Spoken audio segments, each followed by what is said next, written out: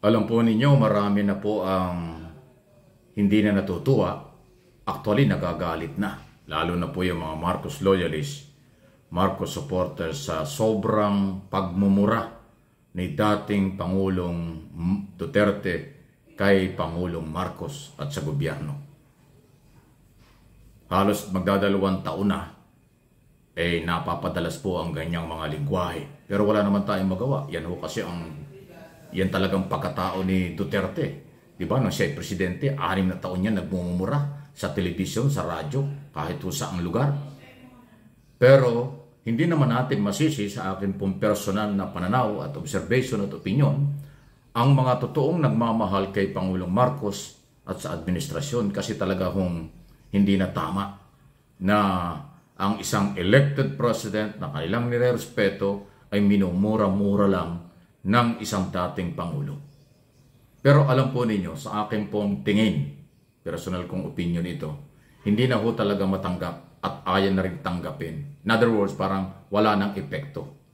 Nasanay na ang mga kabataan, ang taong bayan, dito at sa abroad, maging ang international community sa mga ginagawa at sinasabi ni Duterte na kahit anong oras, sa press conference, sa mga rally, interview, laging ganyan ang kanya sinasabi.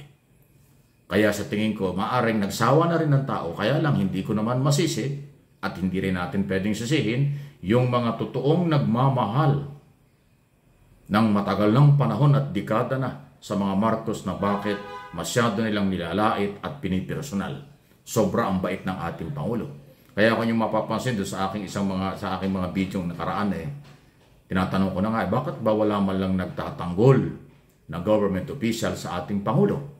Di ba trabaho ng mga taga-gobyerno na may magtatanggol sa Pangulo? Lalo na kung matitindi ang mga batikos nang wala sa lugar. Di ba?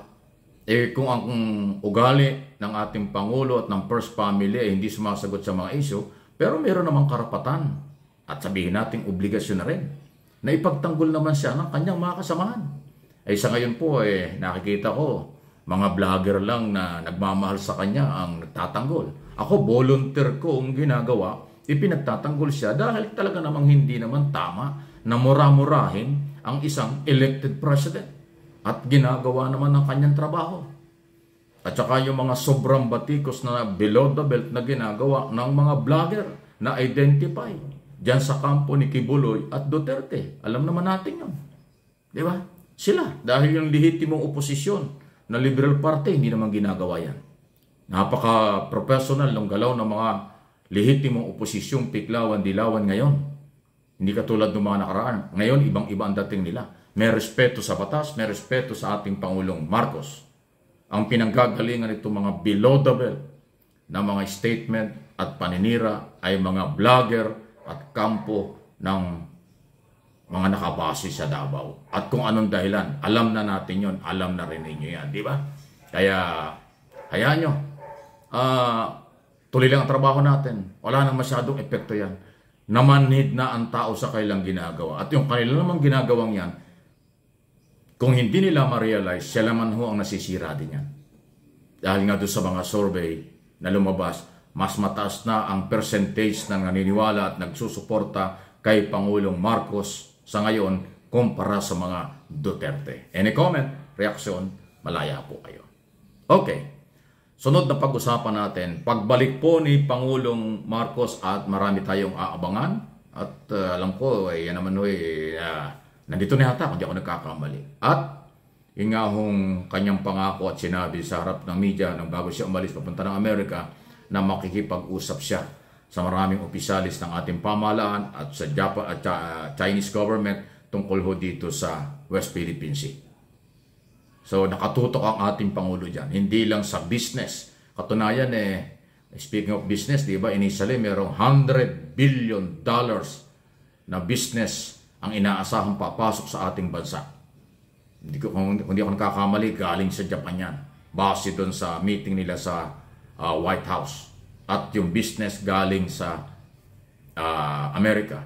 So yung mga foreign investor at mga turista galing sa Amerika at Japan, lalong dadami sa Pilipinas. At sa European Union dahil dati naman pong nangako sila na sumusuporta. Parang underdog tayo sa issue sa West Philippine Sea dahil malaki ang China, may influensya ang China, pero tayo naman yung sinusuportahan ng maraming mga bansa. Di ba? So, tingnan natin yan. At isa ho sa dapat nyong malaman. Alam ba ninyo na mas malakas pa ang ekonomiya ngayon ng Pilipinas kaysa China? Sa China, mahina na po ang ekonomiya nila. Biktima sila pa ng sunod-sunod na kalamidad. May flooding, may earthquake, kung ano-ano ang flooding ang kalamidad sa kanila. Grabe po, ayaw nilang lang ibalita. Marami na hong nagugutom sa kanila. Marami na mga Chinese national ang umaalis sa kanila. Marami na mga foreign investor ang umaalis sa China. Tayo, ang Pilipinas, tumataas ang ekonomiya. Sinisira lang po ng mga ibang grupo na walang malasakit sa Pilipinas kung hindi interest lang nilang makabalik sa kapangyarihan. Yan po yung problema natin eh. Hindi lang China ang problema natin. Meron tayong nagiging, hindi naman gaano kalakihang grupo yung mga yan, pero walang tigil ang paninira. Kaya kayong mga Pilipino, maging matalino kayo, huwag kayong paggamit, huwag kayong maniwala sa mga mapanirang uri at walang totoong pagmamalasakit at mapagmamahal sa ating bansa. Ako, sinasabi ko, ang sinusuportahan ko, gobyerno. Nandiyan ang ating Pangulo, ginagawa ang kanyang trabaho. Dahil ang gobyerno ay Pilipino. Ang taong bayan, ang gobyerno, ang taong bayan, ang may-ari ng Pilipinas. So pag sinira mo yung Pilipinas, ay di sinisira mo yung sarili mo. Para hindi ka naman Pilipino. Kaya dapat ang Pilipino ay nagkakaisa para sa magandang buhay ng bansa. Hindi yung sinisira. Hindi katulad ng iba dyan na may mga talaga naman garapa lang, kumakampanya pa at pinaninindigan at sinusuportahan pa ang nananakop na China sa teritoryo ng Pilipinas. Diba? Yan ang lupit. Okay? Ganun pa man, tuloy-tuloy po ang pagsisikap ng administrasyon para humapaganda ang ating bansa at tulungan natin. Maganda po yan. Okay? Recognize na tayo sa loob po ng 2 taon. Tayo po ay tinanggap na ng international community, ng malaking mga bansa, ng business community, na stable ang Pilipinas. Magandang magnegosyo sa Pilipinas. Maganda ang mga policy at programa ng gobyerno. At alam ng gobyerno ang solusyon sa problema ng bansa. Kaya interesado sila. Hindi masyadong namumulitika ang ating kasalukuyang pamahalaan.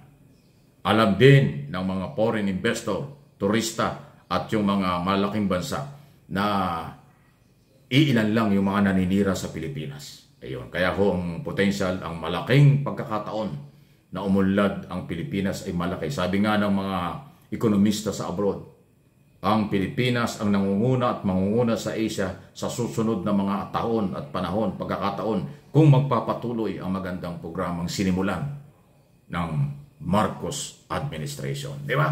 Ang gandang balita niya, di ba? Okay na okay.